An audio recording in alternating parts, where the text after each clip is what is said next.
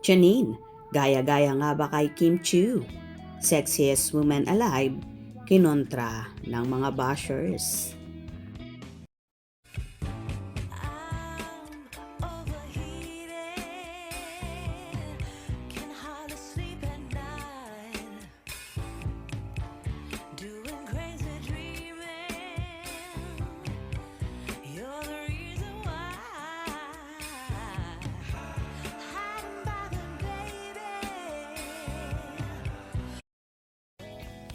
Tila puro panglalait ang natamo ng Asia's rising star at multi-awarded actress na si Janine Gutierrez sa naging panayam kasi ng correspondent ng ABS-CBN na si MJ Felipe para sa Esquire magazine kung saan tinaguriang the sexiest woman alive 2026 ang dalaga na agad namang kinontra ng mga taga-suporta ni Kim Chiu.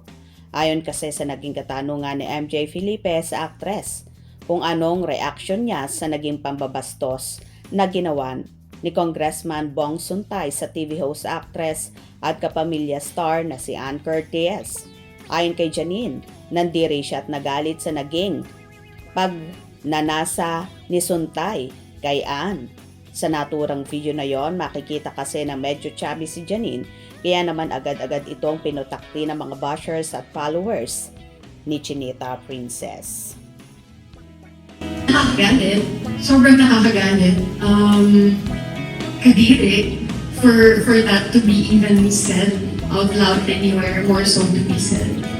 Like, a place of power in public office. So, syempre, ang sama talaga pakinggan.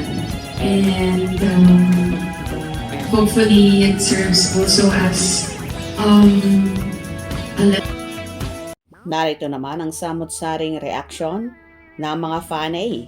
Sabi ko na nga, malayo yung itsura niya sa picture sa personal kasi nakita lang namin nung nandito sila sa Hong Kong. Mas malaman siya. Kita niyo mga braso niya sa interview niya. Sexy pa rin yan kahit anong sabihin mo, at least sexy for Esquire, not for bashers like you. Kayo-kayo din tumawa.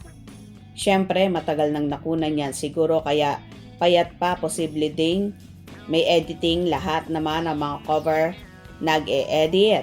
Maganda ba in person si Janine? Believe me, if ever edited, halos lahat na meron yan. Para ka namang kapapanganak lang, ay tsaka expected mo na ang shoot is always same pa din. Ang body figure, malamang everyday kumakain kahit nga ordinaryong people.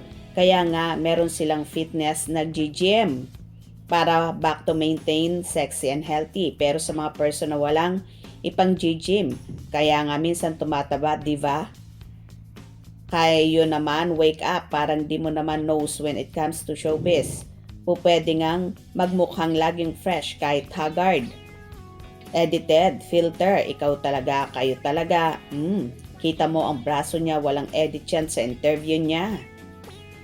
Magagalit na naman sila pero yun kita dyan. Sumabay siya talaga sa Kimpaw para pag-usapan siya kasi may ganap.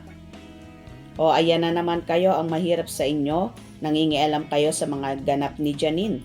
Diba sabi nyo kanina, siya na ang lahat-lahat, mayaman at marami pang iba. Bakit ba kayo super mangbash kay Janine?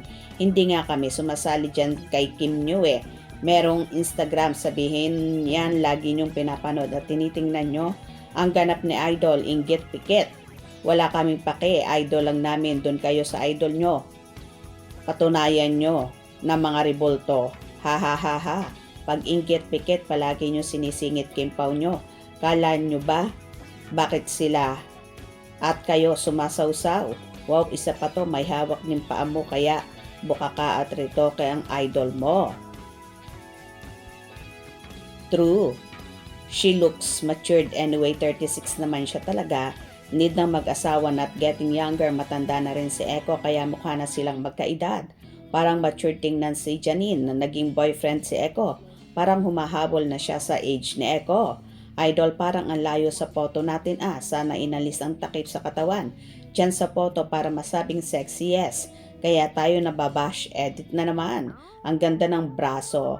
Okay naman umarte si Ating pero wala talagang appeal sa masa, kaya di kaya magbida mag-isa sa highlighted ang name niya mag-isa sa mga teleserye kasi wala talaga ang ka-appeal, no charm. Sexiest woman alive, Janine. Thank you, Mr. MJ Felipe, for this. Maluwag na yung mga braso, parang braso ng nanganak na. Sa bagay, 36 na, mag-37 na. Parang 40s na ang auntie nyo.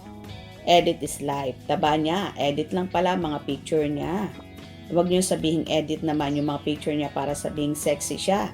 Taba ng braso na kasing age na siya ng boyfriend niya.